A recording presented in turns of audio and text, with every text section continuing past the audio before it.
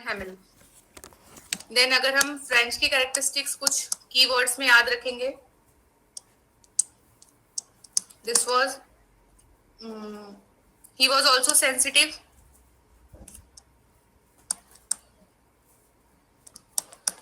Then innocent, अभी हमने ऊपर लिखा सेंसिटिव, इनोसेंट, नेचर लवर,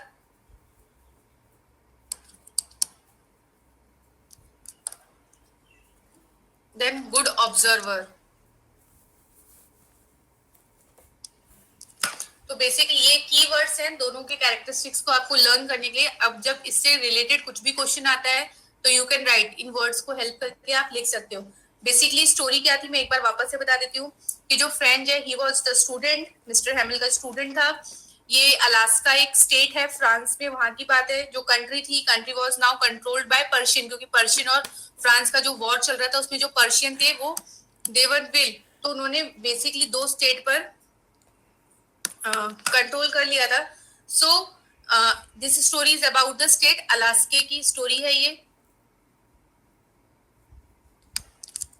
जब वन डे जब बर्लिन जो भी वहां से इंफॉर्मेशन आती है कि from tomorrow there will be no classes, French classes no longer, from tomorrow the German language will be compulsory in the schools, ये सारी चीजें जब पता चलती है तो मैं मिस्टर हैमिल क्या है वो क्लास को बोलते हैं कि this is the last day of your teaching, my teaching. And जो सारे लोग थे वो सरप्राइज भी थे, सैड भी थे।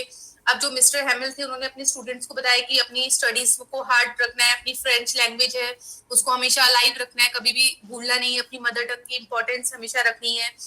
तो ये सारी चीजें वो एक स्पीच की तरह अपने स्टूडेंट्स को दे रहे थे ऑन देयर लास्ट डे।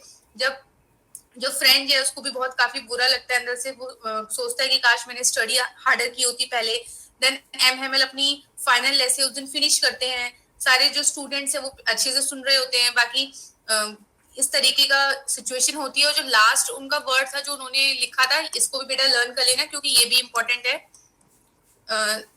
उन्होंने लिखा था इन फ्रेंच वाइवला फ्रांस, लास्ट वर्ड थे ये एम हैमिल के जिन्होंने अपने ब्लैक बोर्ड पर लेटर बिग लेटर्स में लिखा था।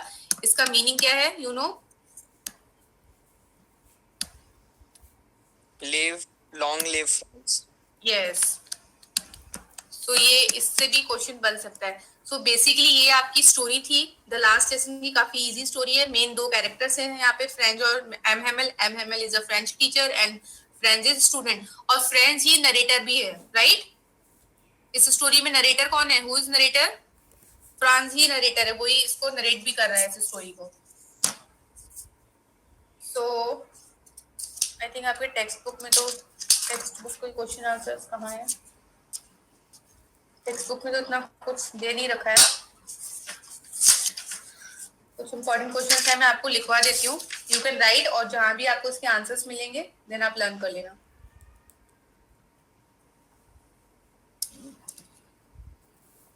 ओके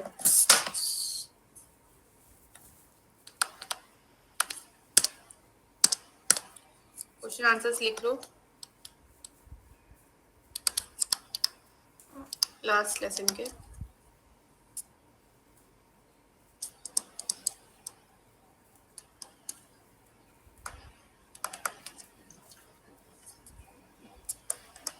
अगर इसके आंसर्स नहीं मिलते हैं तो मुझे बोलना, फिर मैं इसके आंसर्स आपको सेंड करती हूँ कहीं से। मैम कौन सी बुक है? मेरे पास बुक नहीं है बेटा, मैंने कुछ नेट पे कहीं देखा है और कुछ एनसीईआरटीज हैं, बिकॉज इंग्लिश के मेरे पास मटेरियल अभी है नहीं। मेरा सारा मटेरियल स्कूल में है और स्कूल अभी बंद हो गए हैं, तो मुझे जहां से मिलता है मैं वहां से लिखवा रही हूँ। बेसिकली ये क्या है, सारे क्वेश्चंस बोर्ड के हैं, ये कभी ना कभी बोर्ड एग्जाम में आए हैं, वही क्वेश्चंस मैं आप लोग को करा रही हूँ, ठीक है? तो इनके आंसर्स देख लेना क्योंकि सारे पुराने पेपर के हैं, आई थिंक 10 years पेपर है ये। So how does M. Hamill's class, just a minute, how does M. Hamill pay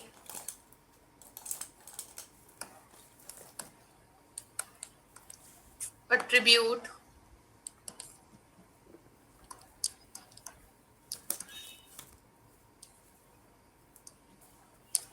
to the French language?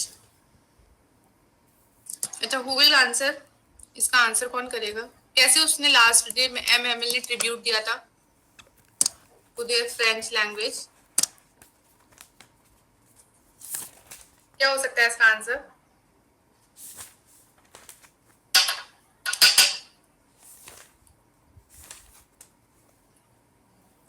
और इसका एक और है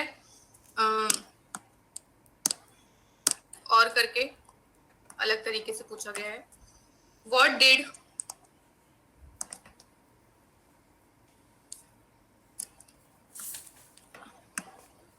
M. Hamel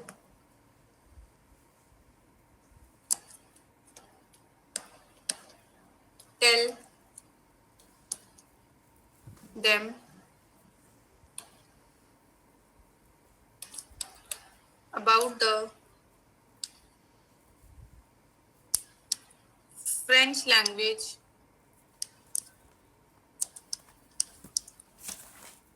What did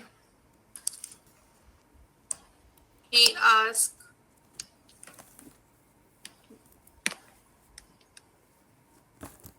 what did he ask them to do and why? So this is the situation जब last day की situation है, जब friends जो MML है उनको पता चल गया था this is the last lesson और वो अपनी क्लास के बच्चों को कुछ कुछ इन्फॉर्मेशन दे रहे थे. तो यहाँ पे क्या लिखोगे आप?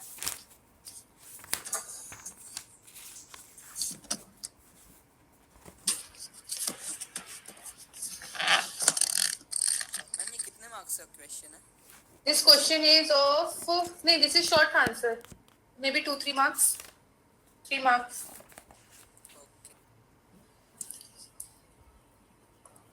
This is 2 or 3 marks question. तो सिंपली आपको यहाँ पे क्या लिखना है कि he was talking about the French language, उसके importance, you have to maintain your language, protect your language, और सभी को बोला कि अपनी लैंग्वेज को कभी भूलना नहीं, never forget your language. ये सारी चीजें उन्होंने बेसिकली लोगों को समझाई थी और ये भी बोला था कि योर लैंग्वेज इज की टू फ्रीडम. अगर आपको इसमें कीवर्ड याद रखना है तो इसका कीवर्ड आप याद रख सकते हो कि उन्होंने M. Hamel ने जाते जाते बोला था कि you have the French language is की टू फ्रीडम.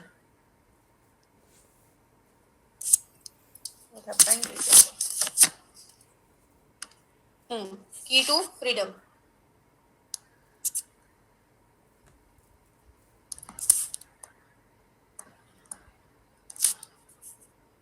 ये आप इसमें कीवर्ड याद रख सकते हो कि उन्होंने अपने जो भी लोग थे उनको बोला था कि hold fast to their language, they have the key to freedom. उनको इससे फ्रीडम मिल सकती है फिर देयर लैंग्वेज. क्लियर? ये क्वेश्चन इसको नोट डाउन कर लेना. सारे इंपॉर्टेंट क्वेश्चन में लिखवा दे रही हूँ जो भी है इस चैप्टर से related. Then okay, question number 2, how did M. Hamel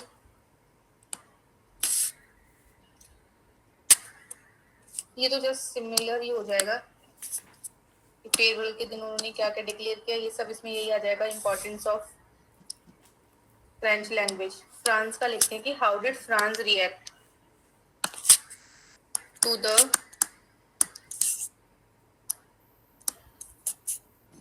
declaration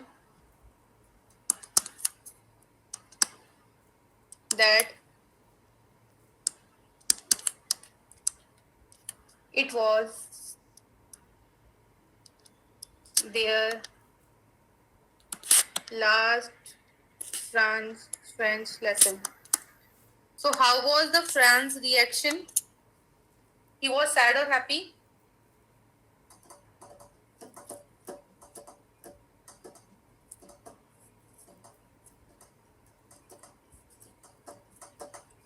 क्या होगा इस क्वेश्चन का answer? How did Franz react? Ma'am he was sad. Yes, he was sad.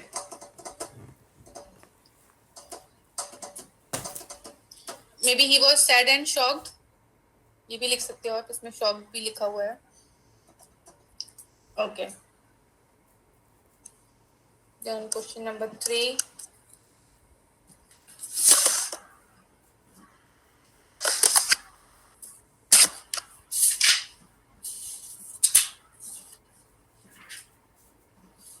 देखो अगेन कैरेक्टर स्केच दे रखा है, जो मैंने आपको इसीलिए लिखवा रही थी वो, कि right a character,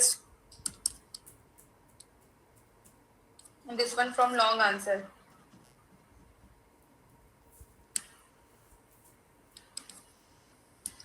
Character sketch of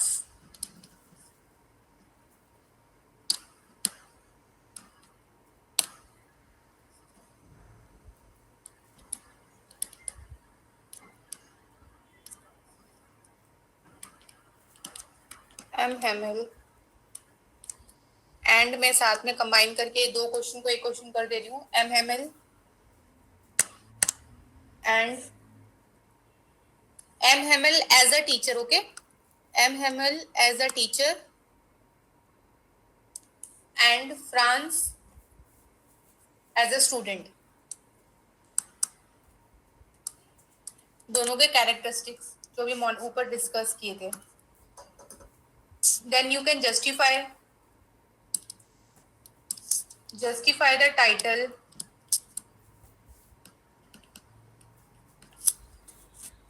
of the story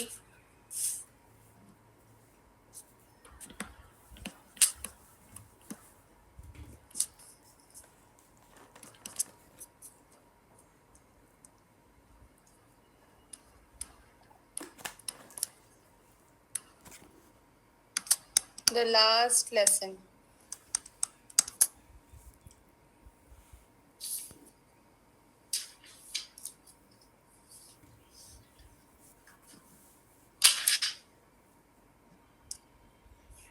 So these are the basic questions from this chapter. Okay, कुछ और डाउट है बेटा इस चैप्टर में? स्टोरी सभी को पता चल गई है क्या स्टोरी है?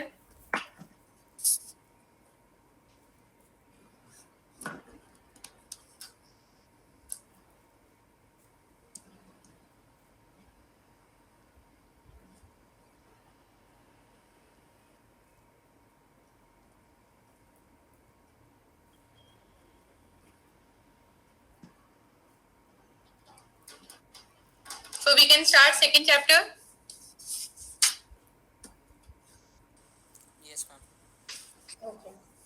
अब आप लोगों का लर्निंग का काम है बेटा. लर्निंग आपको करना पड़ेगा. वैसे भी अब आपका मंडे से नेक्स्ट वीक से टेस्ट है हर सब्जेक्ट का, तो कोई प्रॉब्लम नहीं है.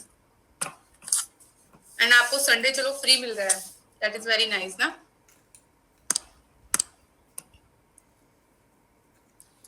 So your chapter number 2,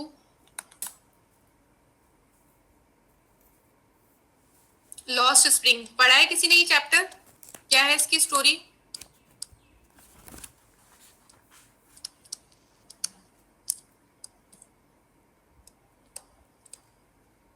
author is एनिस जंग. किस बेसिकली क्या थीम है इस चैप्टर की? What is the theme of chapter the lost spring? Yes और नो? नहीं पढ़ा है तो स्टार्ट करें फिर.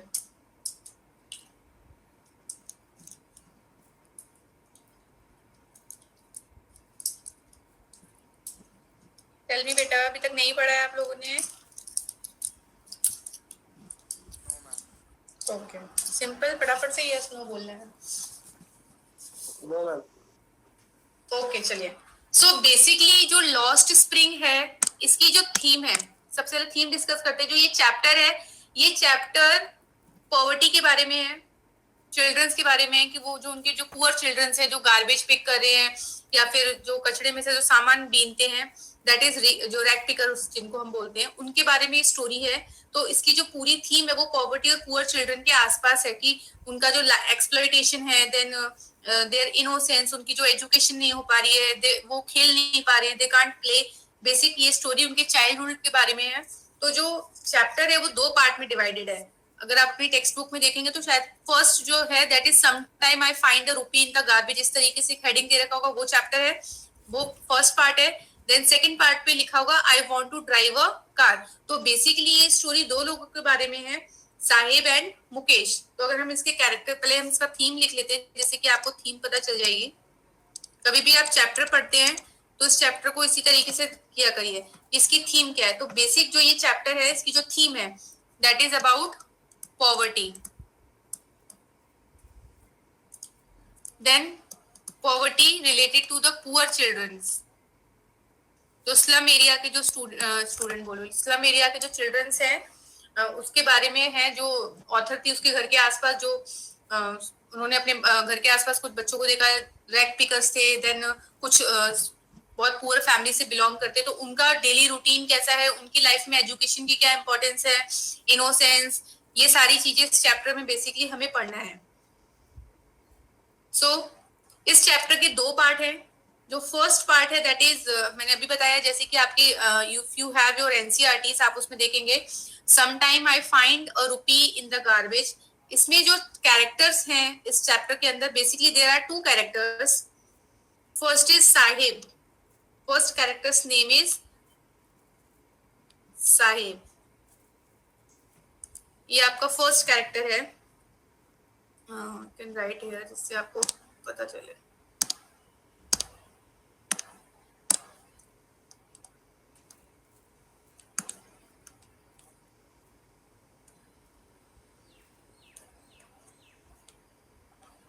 Main characters.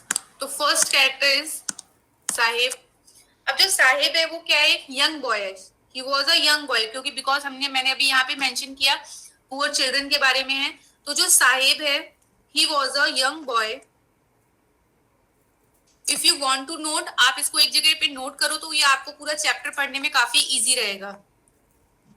His full name is Sahib Alam. Okay, his full name is Sahib Alam, जो कि एक यंग बॉय है.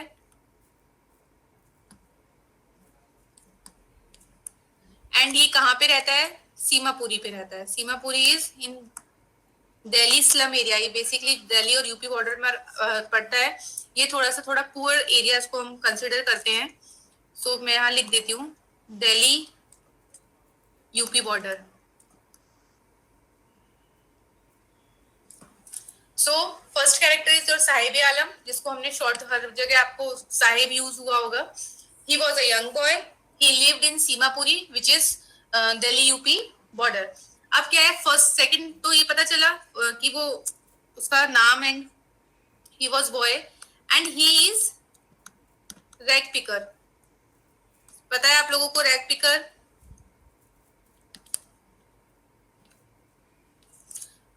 You all know who is rag picker?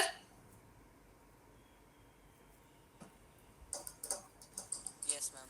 Okay, so garbage में से जो सामान उठाते हैं वो था उसका काम था. ये बेसिकली वो क्या करता था, जो भी उसके आसपास जो गार्बेज एरिया था उसमें से कुछ कॉइन्स या फिर कुछ चीजें अगर उसको मिल जाती थी तो वो उन चीजों को कलेक्ट करता था. सो ये बेसिकली इसके जो पेरेंट्स हैं, जब फेमाइन हुआ था काफी टाइम पहले, काफी इयर्स पहले, तो उनके जो पेरेंट्स थे वो बांग्लादेश से यहाँ पर शिफ्ट हो गए थे. It means he was migrant. जो माइग्रेंट है ना, जो लोग जो माइग्रेंट्स के अंदर आते हैं, so he was, his family is migrant. He come from Bangladesh because जब वहां पे काफी सारी फेमाइन हुआ, अकाल पड़ा, लोगों को खाना नहीं मिल रहा था, इतनी सारी डिप्रेशन हुआ, तो ये सब चीजें हुई, तो वो यहाँ पर आके दिल्ली में रुके. जैसे हमारी कंट्री में आपको पता है कि बहुत सारे लोग हैं जो बिलोंग नहीं करते हैं हमारी कंट्री से, because of near by borders वो हमारी कंट्री में आ जाते हैं. So he is one of them. So he was migrant. तो आप इसमें लिख सकते हैं, इसके कैरेक्टरिस्टिक्स में ये भी आपको याद हो जाएगा कि हिज पेरेंट्स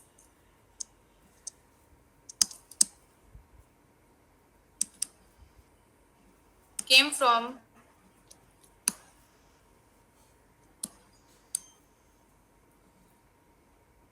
बांग्लादेश. और यू कैन राइट, यहाँ पे मैं वर्ड लिख देती हूँ जिससे आपको याद रहेगा. माइग्रेंट्स आर दोज पीपल्स जो अपने देश को छोड़ के दूसरे देश में बिना लीगल तरीके से नहीं रहते, जो इलीगल तरीके से रह रहे हैं, जिनके पास कोई भी प्रूफ नहीं है इंडियन सिटीजन होने का. सो बेसिकली ये चीज है. देन अगर हम और बात करें कि जो भी इनके पेरेंट्स की जो लिविंग है या फिर जो इन लोगों की लिविंग है, जो पूरे प्रॉपर जो एरिया में सीमापुरी एरिया में जो लोग रह रहे थे, जो भी इनके नेबरहुड है, तो वो सारे ही मेनली मैक्सिमम सारे क्या थे, रैग पिकर्स थे. साहिब की तरह ही सभी का यही काम था कि जो भी गार्बेज था उसमें से चीजों को उठाना, चाहे वो उनको कभी कभी कुछ कॉइन्स मिल जाता था. इसीलिए इसमें जो हेडिंग है वो यहाँ पे यही लिखा हुआ है, जो इस पार्ट की जो हेडिंग है कि समटाइम्स तो इसको भी बाद में डिस्कस करते हैं, पहले इसका थोड़ा कैरेक्टर्स देख लेते हैं. So then his parents came from Bangladesh. He was their family is migrant. Then अब बाकी जो चिल्ड्रन थे साहिब के साथ साथ उनके पास भी there was no slippers, no chappals, उनके पास कुछ भी पैरों में पहनने के लिए नहीं था.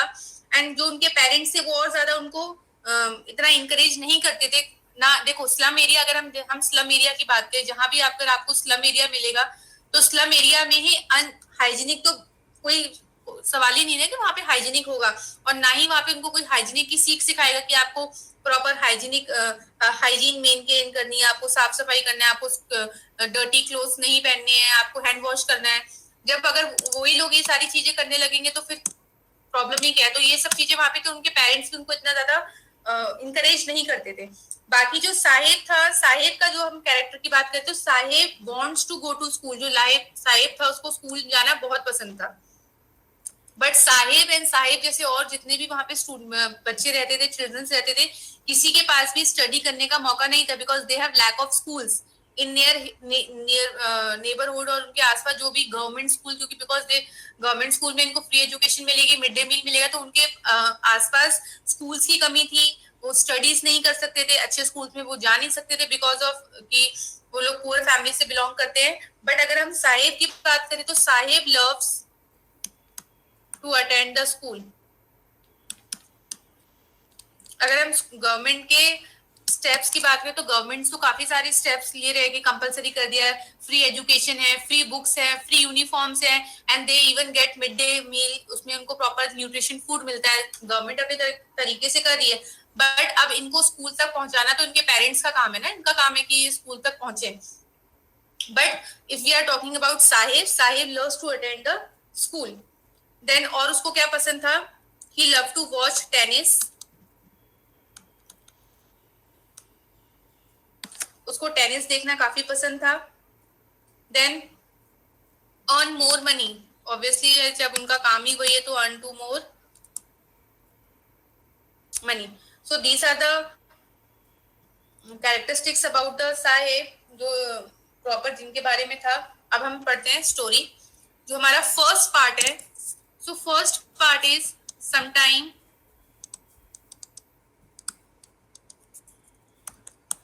I find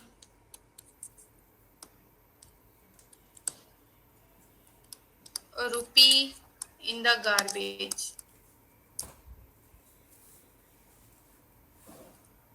This is your first part.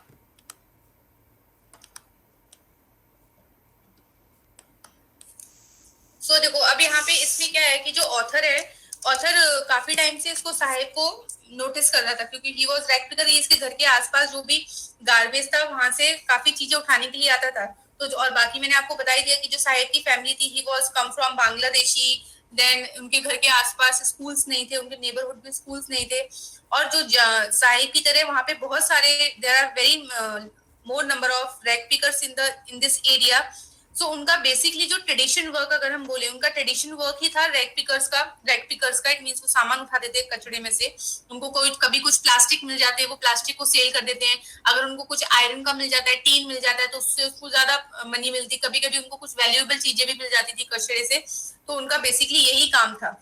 सो आगे उन्होंने क्या बोला है कि जो सीमापुरी, जो दिल्ली के पास जो सीमापुरी एरिया है, वहां पे प्रॉपरली ये सोसाइटी है इसी तरीके की. तो जो ऑथर थी, author feels that for childrens garbage is a mysterious gift. अब यहाँ पे जो ऑथर है, ऑथर को क्यों फील होता है, व्हाई ऑथर फील कि जो गार्बेज है, गार्बेज उन चिल्ड्रंस के लिए मिस्टीरियस गिफ्ट था. व्हाई, कोई बता सकता है क्यों उनके ऑथर ने ऐसा बोला होगा कि वो मिस्टीरियस गिफ्ट है garbage?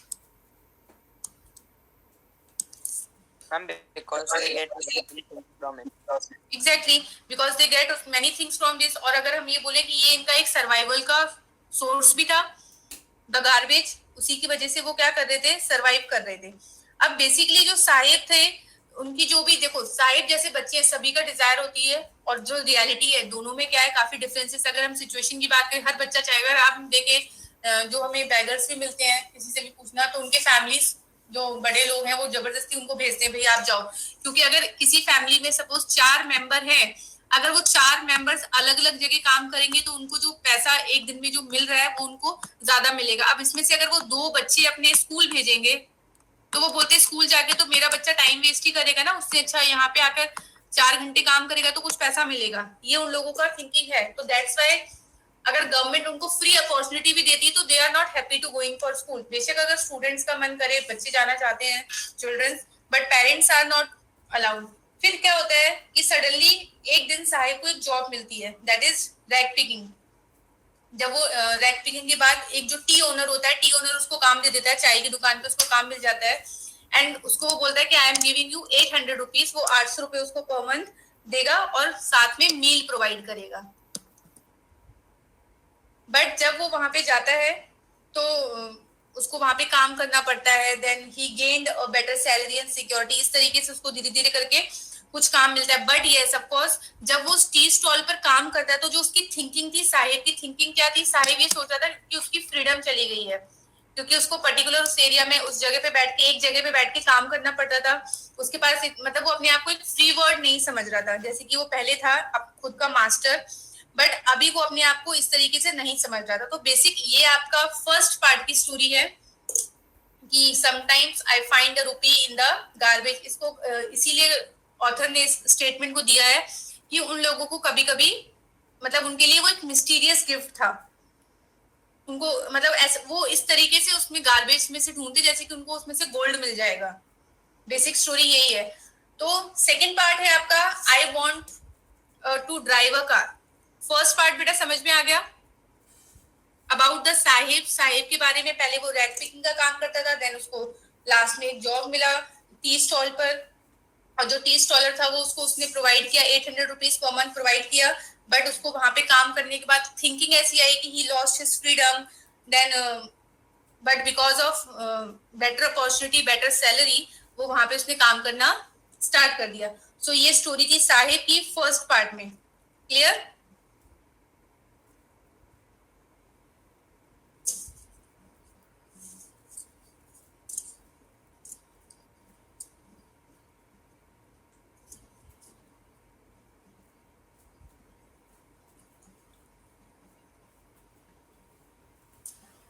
Then the second part is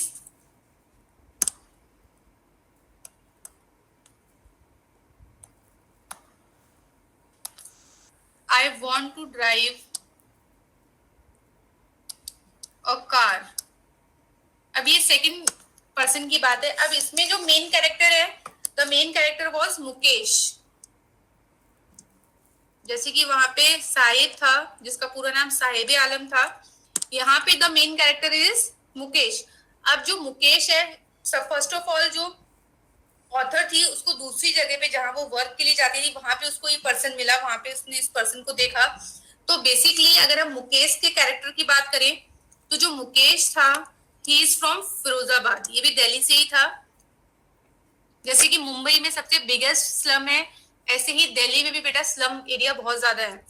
so Mukesh is from Firozabad. आपको पता है फिरोजाबाद क्यों फेमस है? मैम फरीदाबाद या Firozabad? Faridabad is another place.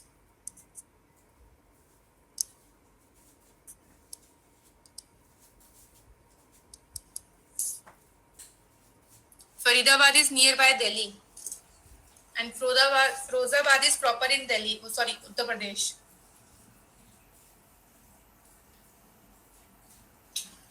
This place is famous for bangles. यहाँ पे bangles बहुत बनती हैं। जैसे कि राजस्थान में भी लाख वाली चूड़ियां काफी फेमस है, जब एक चैप्टर में शायद है भी था, I don't know.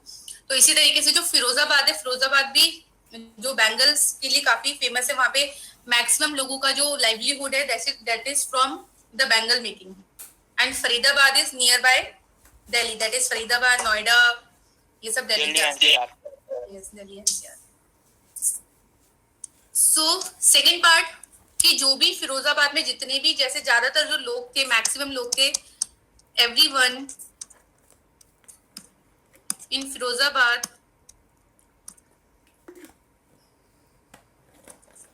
Is a bangle maker.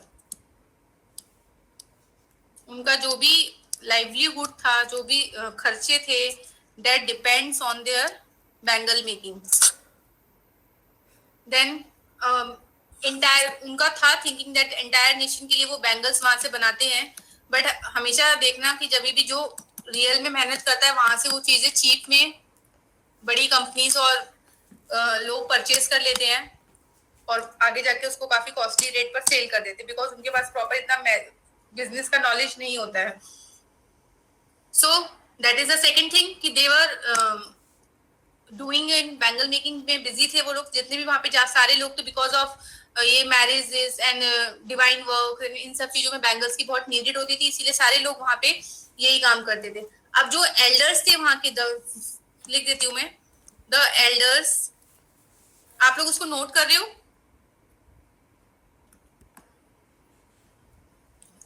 So the elders do not allow their children, जो बड़े लोग थे वहां पे जो अपने चिल्ड्रंस को अलाउ नहीं करते थे, childrens to look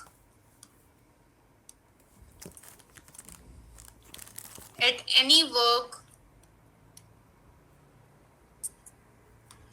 other than bangle making.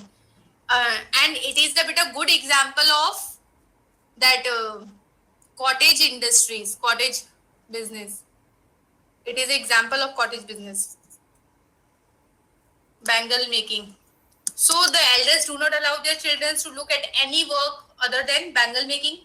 So this is the main reason कि वहां पे भी जो उनके चिल्ड्रन थे, they have lack of opportunities for going to school, for playing, या फिर अपना चाइल्डहुड जीने का उनके पास भी इतना प्रॉपर उनके पास नहीं था, बिकॉज कि जो उनके एल्डर्स थे they are not allow them to any activity in any activity. That's why all the childrens are busy in bangle making. अब अगर हम बाकी चीजों में देखें, दूसरे हाथ में देखें कि they are not happy to अपनी लाइफ से, कोई भी चिल्ड्रन अगर हम उसके पॉइंट ऑफ व्यू से सोचते तो सब बच्चों को खेलना घूमना इन सारी चीजों का शौक है, सबको पता है. बट वहां पे बिकॉज अब अगर हम एक और पॉइंट ऑफ व्यू से देखें तो that is not healthy, because जो बैंगल मेकिंग का जो प्रोसेस होता है वो काफी पॉल्यूटेड होता है. अगर हम उस प्रोसेस को देखें तो वो उनके लिए इतना अच्छा नहीं था, ना तो उसमें इतना प्रॉफिट है उनके लिए कि इतना प्रॉफिट भी नहीं कर पा रहे हैं, और इतना ज्यादा जिस तरह से कांच से काम है, मिरर से काम होता है, ग्लासेस से उनको बैंगल्स बनानी पड़ती है, उनको बीटन करना पड़ता है, काफी सारी चीजें उनको फोड़ना पड़ता है. तो ये सब चीजें बैंगल मेकिंग के प्रोसेस में लगती है. अब जो मुकेश था, अगर हम मुकेश की बात करें तो जो मुकेश था, यहाँ पे क्यों लिखा है I want to drive a car, because जो मुकेश है उसका जो एम था, Mukesh wants to become a engineer, motor engineer, sorry mechanic बनना चाहता था, वो मोटर मैकेनिक बनना चाहता था. जो मुकेश यहाँ पे बताया गया है, he wants to become a motor mechanic. So अभी इसकी समरी देख लेते हैं क्या क्या है स्टोरी सेकंड पार्ट की. सो सेकंड पार्ट में जो ऑथर है वो एक बॉय है जिसका नाम मुकेश है, उससे मिलती है इन फिरोजाबाद में. जो उसकी फैमिली सारी फिरोजाबाद में रहती है, उनका जो काम है बैंगल मेकर्स का, they are bangle makers, their family is bangle makers. तो जितनी भी फैमिलीज फिरोजाबाद में ज्यादातर रहती, they are all engage in making bangles, सभी लोग उसमें बैंगल मेकिंग में ही बिजी हैं. And around 20,000 childrens are also busy bangle making by force और बाय देयर विश. जो बिकॉज उनके एल्डर्स उनको कुछ अलाउ नहीं करते थे, तो वो सारे इसी में अराउंड 20,000 चिल्ड्रंस लेबर वर्क कर रहे हैं. अब they do not have work in unhealthy condition. Mukesh takes the author to his house, वो ऑथर को अपने हाउस में लेके जाता है, वो अपनी प्लेसेस दिखाता है किस तरीके से अनहाइजीनिक, वो भी सेम जस्ट जो हमने यहाँ पे सीमापुरी में पढ़ा था, वही वहां पे भी कंडीशन थी कि वो लोग इतनी अनहाइजीनिक तरीके से काम करे, ग्लासेस उनको हर जगह मिल रहे हैं.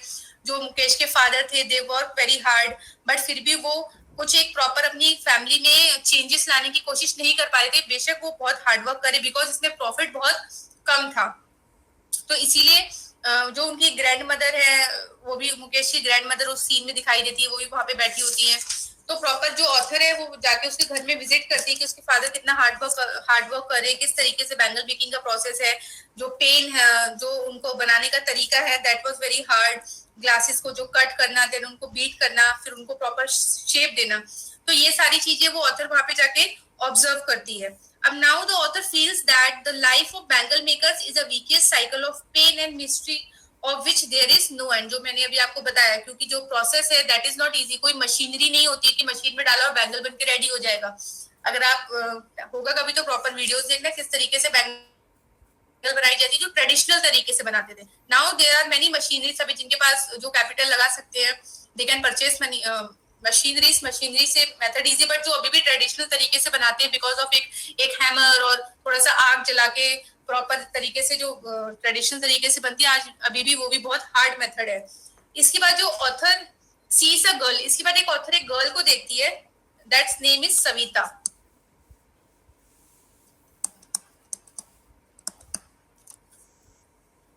So she says that she has not enjoyed even one full meal all her life.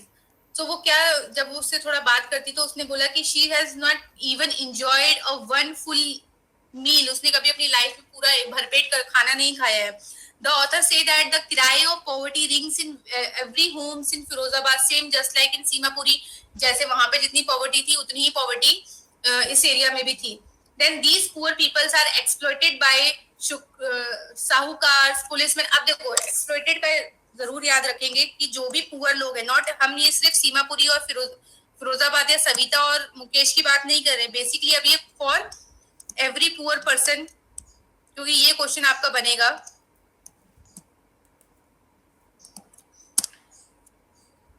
अब जो एक्सप्लॉइटेशन है,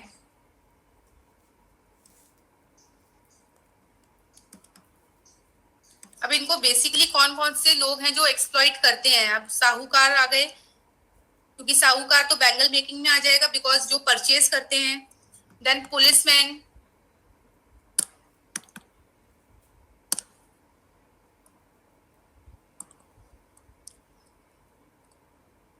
then the brokers, middle man है जो उनसे सामान परचेज करके जाते हैं और आगे जाके सेल कर देते हैं. तो ये सारे पॉलिटिशियंस, बिकॉज इतनी पॉलिसीज बन रही है फिर भी ये चीजें बिल्कुल कम नहीं हो रही हैं, तो ये सब चीजें हैं. देन हमने देखा कि जो मुकेश था, जो मुकेश ने क्या किया, वो चाहता था अपना एक खुद का गैराज ओपन करना, उसका ड्रीम था एक मोटर मैकेनिक बनना. देन कुछ लोग थे वहां पे और काफी लोगों से मिली, कोई पायलट बनना चाहता था, कोई एयरप्लेन उड़ाना चाहता था. देन ये सब चीजें उन लोगों की ड्रीम थी, but it is not possible because of their situation. जो उनकी सिचुएशन थी उसकी वजह से ये सारी चीजें पॉसिबल नहीं थी. So he would be able to remain independent like Sahib. So ये इस तरीके से आपकी दो स्टोरी है. फर्स्ट स्टोरी मुकेश की है, फर्स्ट स्टोरी साहिब की थी और सेकंड स्टोरी मुकेश की. साहिब ही वाज अ रैग पिकर, जो उसकी फैमिली थी, उसकी फैमिली का भी काम रैग पिकिंग का ही था. They pick all the things from the garbage से वो सारी चीजों को उठाते थे. देन जो भी उनका अर्निंग था उसी चीजों से अर्निंग था. देन ऑथर ने जो गार्बेज था वो उनको उनका मिस्ट्री गिफ्ट बोला है बिकॉज वो उनके एल्डर्स और वो लोग सब वो उनका एक सर्वाइवल का सोर्स था, the garbage. Then the second part है I want to drive a car. इसका heading I want to drive a car इसीलिए बोला है क्योंकि because the Mukesh dream was to become a motor mechanic. वो मोटर मैकेनिक बनना चाहता था. अब उसकी भी सिचुएशन है, उसकी सिचुएशन फिरोजाबाद की है, यूपी में फिरोजाबाद है जहाँ पे मैक्सिमम लोगों का काम है बैंगल मेकिंग का. तो वहां पे भी जो सिचुएशन थी, दे वर एक्सप्लॉइटेड. उधर भी वो लोग एक्सप्लॉइटेड थे. उनके पास लैक ऑफ एजुकेशन है, बच्चों के पास प्रॉपर वो स्कूल्स में नहीं जा सकते हैं. उनके फैमिली मेंबर्स चाहते हैं कि वो उन्हीं चीजों में बिजी रहे, क्योंकि अगर वो उनके पास लेबर की कमी होगी तो उनको लेबर बाहर से लानी पड़ेगी और उनको लेबर का वेजेस देने पड़ेंगे. तो उससे अच्छा वो अपने ही सारे फैमिली मेंबर्स को उस काम में इन्वॉल्व रखते हैं. हालांकि वहां पे भी बच्चों के अपने खुद के सपने हैं, ड्रीम्स हैं जो वो फुलफिल नहीं कर सकते हैं. तो basic this is the part of your story. दोनों पार्ट्स हैं इस स्टोरी के, एक साहिब का है और एक मुकेश का है. और इस स्टोरी को जो नरेट कर रहे हैं that is author. Author's name is any. Yes, इतनी शी है, वो ही नहीं है, शी है ना ऑथर. सो स्टोरी समझ में आई. मेन 2 कैरेक्टर्स है इस स्टोरी में भी. चलो कुछ क्वेश्चंस पूछती हूँ मैं आपको. ओके, तब पता चलेगा आप लोगों को कितना आया है.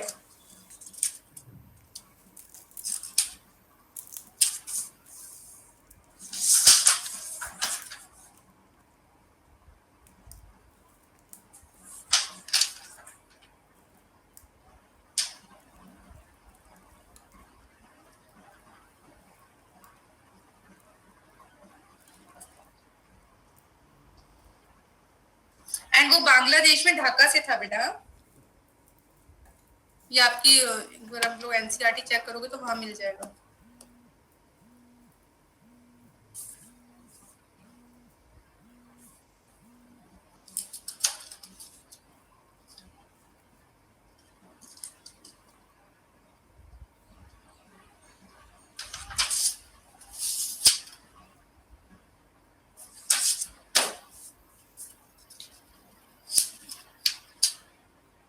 अच्छा okay, whom does Annie Jung blames for the story plight of the Bengal makers? किस किस लोगों को उसने ब्लेम किया है एनी ने?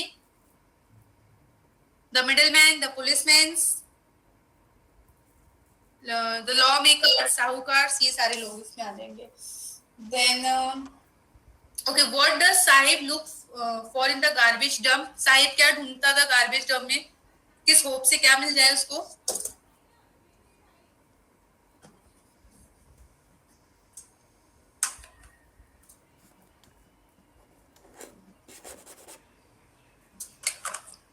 लिसन, अब ना आपको ये दोनों चैप्टर अपनी टेक्स्ट बुक से रीड करना है बेटा। समरी और शॉर्ट में कहीं से मत पढ़ना, क्योंकि मैंने आपको समरी समझा दी है, शॉर्ट में स्टोरी समझा दी है। बट जो पैराग्राफ के क्वेश्चन के आंसर्स आपको देने हैं उसके लिए आपको चैप्टर लाइन वाइज रीड करना पड़ेगा। तो आप लोग प्रॉपर चैप्टर को रीड करेंगे सिंगल सिंगल लाइन। एनसीईआरटी की बुक सभी के पास है?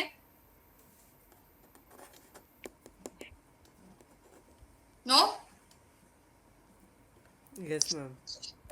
ओके, एनसीईआरटी से बुक को चैप्टर को रीड करेंगे, ठीक है, प्रॉपर्ली, क्योंकि मे बी समरी में कुछ लाइंस मिस हो गई, जैसे कि अभी ढाका का मैंने आपको बताया, समरी में ढाका मुझे नहीं दिखा कहीं भी कि वो ढाका से था।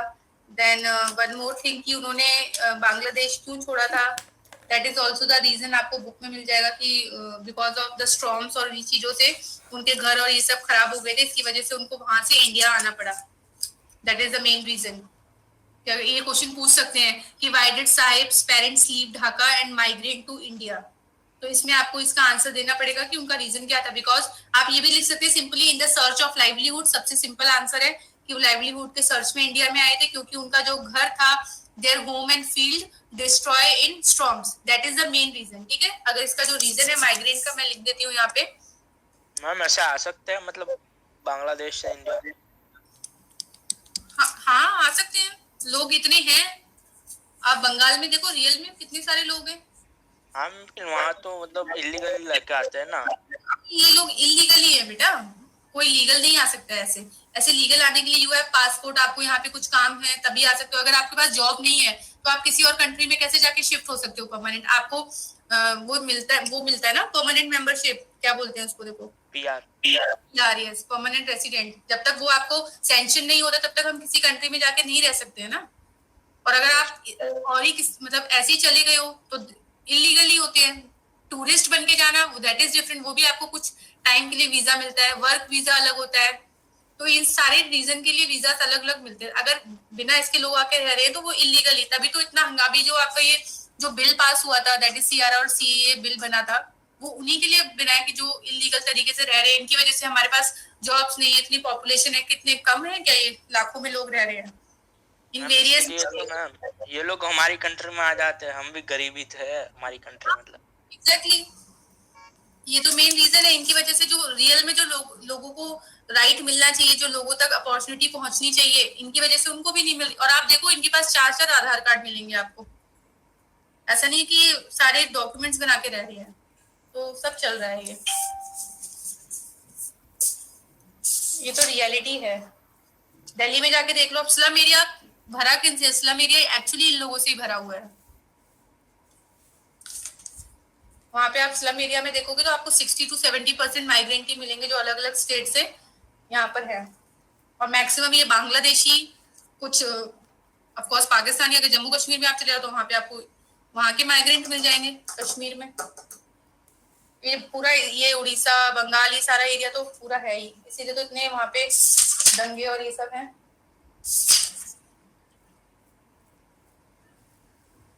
ये तो कभी सॉल्व नहीं हो सकता है। गवर्नमेंट ऐसी रहेंगी तो कभी सॉल्व नहीं होंगी प्रॉब्लम्स।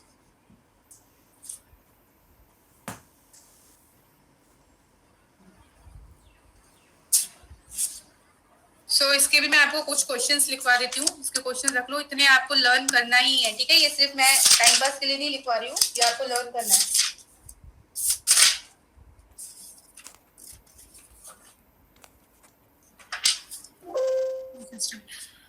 जस्ट मिनट, मैं चार्जर लेकर आती हूँ।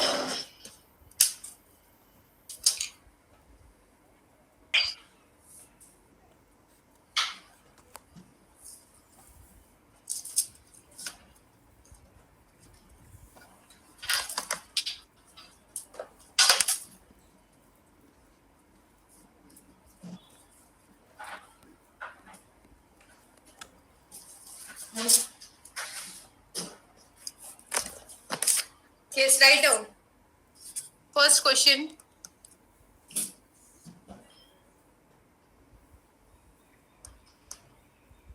मैम स्क्रीनशॉट भेज दो ना। स्क्रीनशॉट सेंड करो, मतलब लिखना नहीं है आप लोगों को, लिखो। जितना भी स्क्रीनशॉट शेयर करो ना, सारा वो फोन में ही रहता है बेटा। थोड़े से हाथ वाथ चलाओ नोटबुक में। जब तक पेपर पेन में लिखोगे नहीं ना, तब तक याद नहीं रहेगा। मैं भी तो यहाँ लिख ही रही हूँ आप लोगों के साथ। मैम स्क्रीन शेयर भी है ना पर। अच्छा अच्छा ऐसा बोलो ना, स्क्रीन शेयर नहीं है।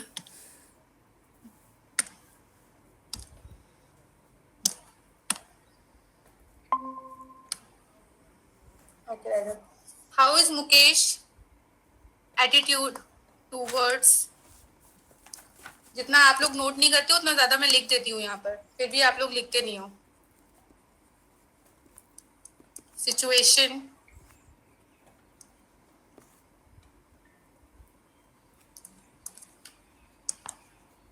different from that of Sahib.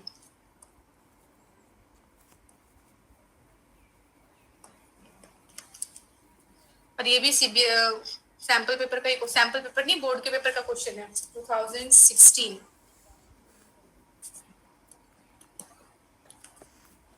और how is Mukesh more ambitious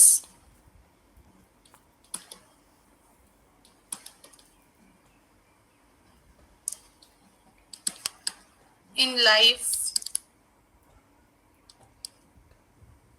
than Sahib?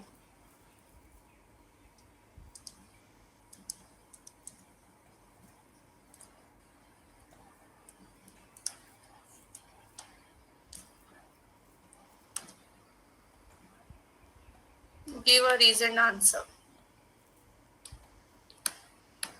So this is our first question.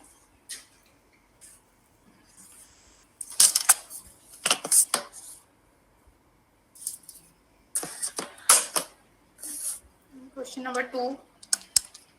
ये बेटा लास्ट ईयर का ही है answer, I mean question. Mukesh find herself caught between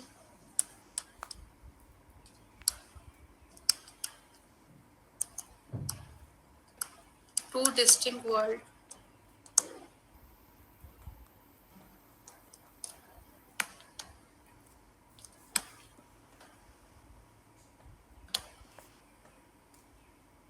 How they affect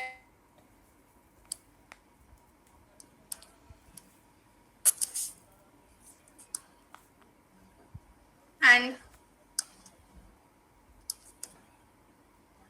that of the other bangle maker.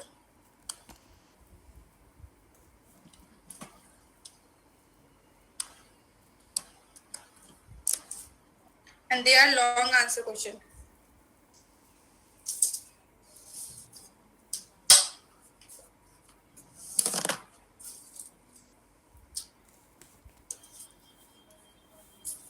Then last question, ज़्यादा नहीं दे रही हूँ, only 3 questions.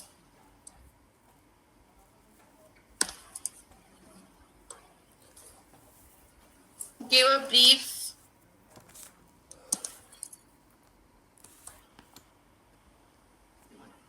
account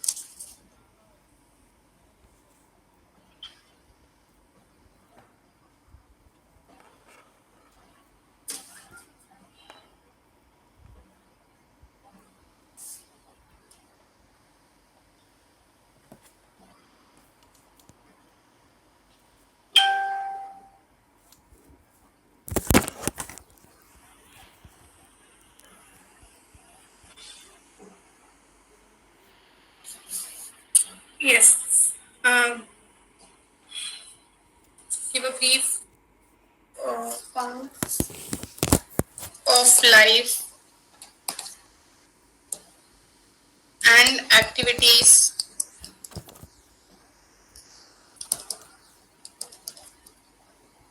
of people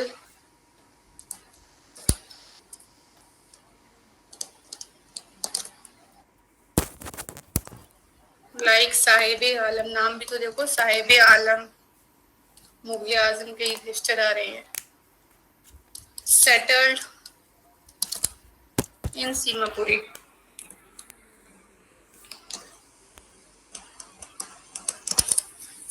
सो ये 3 questions आपको करने हैं, ठीक है. 3 लॉस्ट स्प्रिंग के. मैम एक बार क्वेश्चंस दिखाओ ना वापस. Just these are the question.